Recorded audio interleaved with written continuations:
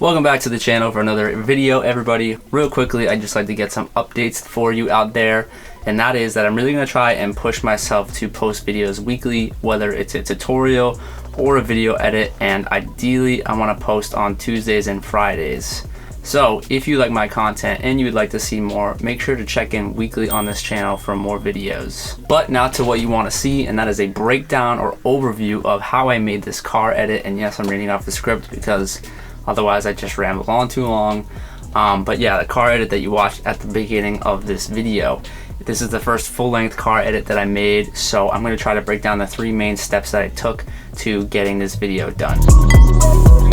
To start this video, and really any other video you create, you're going to have to start by doing a little bit of pre-planning, and that means planning out the shots you want to get, location scouting, and just organizing the shoot. Since I had never done a car video before and I didn't really have the contacts that I needed to get this video done, I made a post on Instagram looking for people who did have a sports car and to see if they'd be willing to work together in exchange for a free video edit. At this point, I already had a video idea in my mind and I knew what shots I wanted to get, so I didn't really have to write them down. So the only thing left for me to do was to actually organize and pick the location of the shoot, which both ended up being pretty easy things to do. Offhand, I knew a really cool remote road that eventually led out to a beach that we could shoot at, and I picked that as a good location because not only would it look good and interesting in the video, but it was also practical. It didn't have lots of obstructions or traffic that would get into the way of the video or how we were going to shoot the video. And so all I had left to do after that actually was to pick a good time to go shoot and meet with the person and to find somebody to help me film, which you will need if you plan on getting any of these shots, since it's kind of impossible to drive a car and film at the same time. Now onto the actual shooting process. I started out by getting all my gear set up on location. I shot this video on the A7 III with a 24 to 70mm zoom lens on the Ronin SC gimbal, which is pretty useful if not necessary to getting the really smooth tracking shots of the car. I wanted to do the filming shots of the car first, so I made sure to explain the plan to the person who's going to be driving the car, just to make things a little easier for them to understand and to make sure the whole process went smoothly. I found out during this process that some kind of communication, like a walkie-talkie or something like that, to direct each shot and to communicate with everybody involved in the shoot would have been ideal. However, since I didn't have that at my disposal, we just had to come up with a lot of different hand signals and relied on a lot of shouting back and forth as well. Okay, just say go. For my camera settings for all the moving car shots, I was using 4K at 24 frames per second, and this is because 4K is obviously going to give you really good quality, but 24 frames per second is going to give you really good cinematic type footage, or at least that cinematic looking footage, because of the blur, the motion blur that it introduces into the videos that you get. I'm also kind of just assuming here as well that filming at 24 frames per second is gonna be a good way to show actually how fast the car is and a lot of the movement of the car. However, if you do want to shoot in slow motion, by all means use whatever frame rate you want. That's just what I used. So now with everything set up, my camera on the gimbal and all my camera settings dialed in, I basically just hopped in the back of my car with the hatch open, hung the camera out of the back and upside down, breathing in all the awesome car exhaust, and got to shooting, trying to get as low to the ground as possible so that way I can make this car and all these shots look really dramatic by adding a lot of foreground, which is the road, into the shot, while also showing the car really like with a big stance with all the trees in the background. Full disclaimer here though, I was doing this part with my dad, who I trust driving, and I made sure that I was like fully strapped into the car, had some kind of security in there, and we were on some pretty remote roads that were pretty safe. So make sure that when you are doing something like this, that you are doing it safely, because I'm not telling you to just go out there and hang out of the back of your car and risk yourself and your camera gear.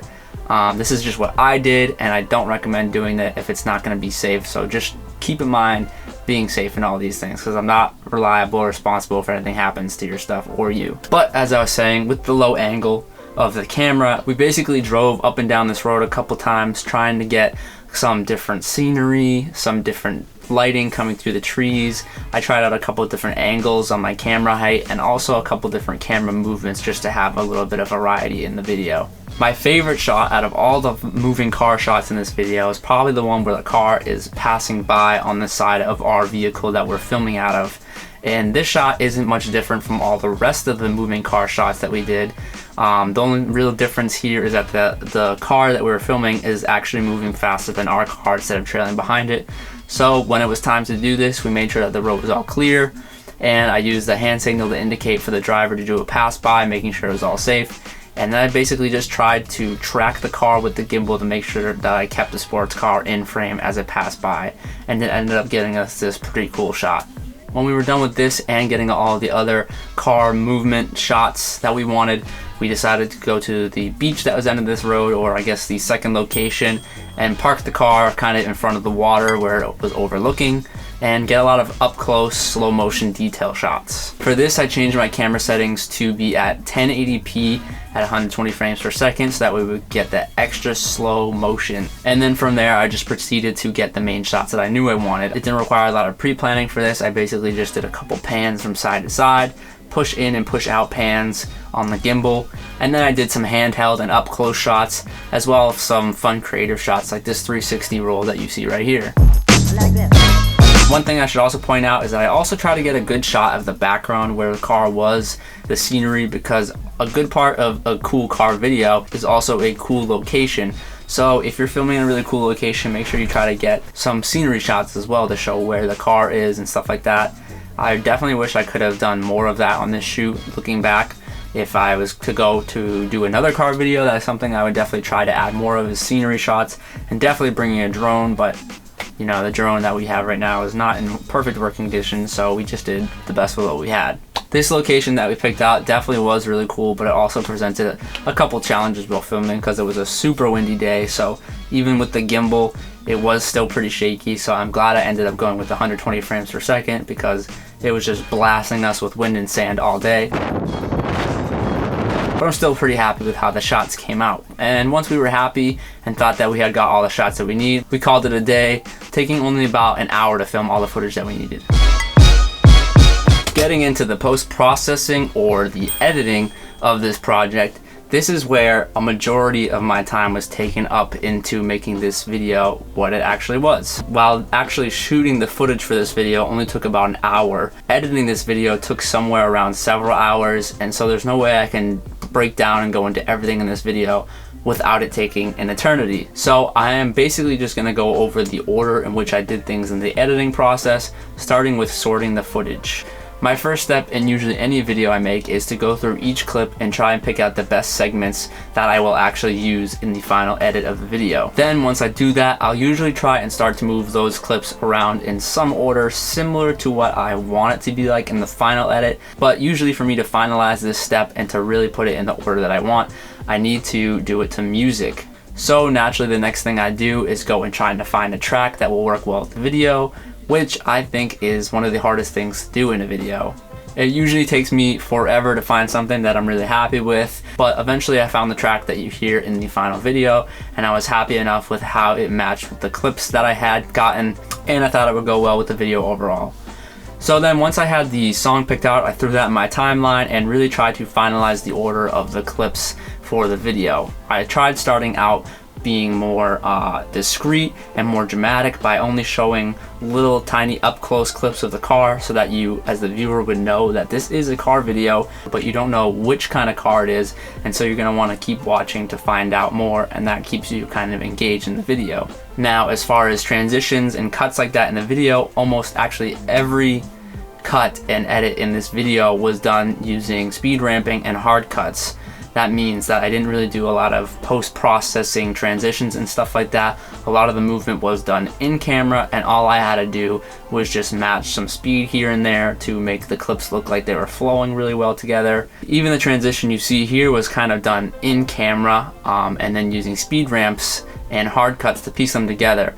All I really did was film the car starting at one point and kind of go below it at a point where it was kind of dark, and then the other part of that I came from the window, which was also dark and tinted, and zoomed out of that so it looked like it was just one big long flowing transition.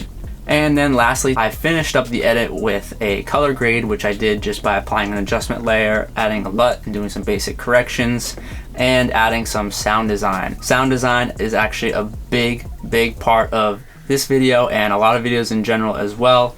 That's why, I don't know, I would put more emphasis on sound design than color grade, because color grading is important. But if you could be better at one thing, I think it would be sound design, because especially for a video like this, when I was editing it myself and I didn't hear any of the revving sounds of the car or the nature sounds, it just seemed really empty to me. And when you watch it back with all those sounds in it, it just seems a lot more full and immersive. So what I did is I went to Epidemic Sound, which is actually where I get all my music and sound bites. And then I just went through my timeline to put the sound effects in there to really help build out this video, which gives us this final product right here.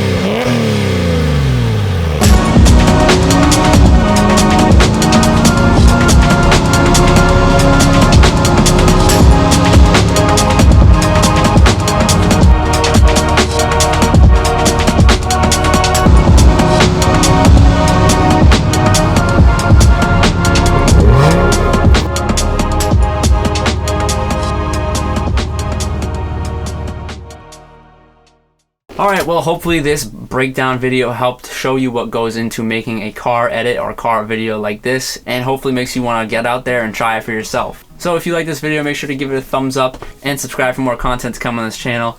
And if you have any questions about this video, make sure to leave them in the comments down below and I will try to answer them. And until next time, I will see you guys then. Alright, peace out. Maybe help me spark the ideas. We got nowhere else to go. It's only up from there. I've been on my own, just running through the field, say vivid for the ears. I know that's how they like.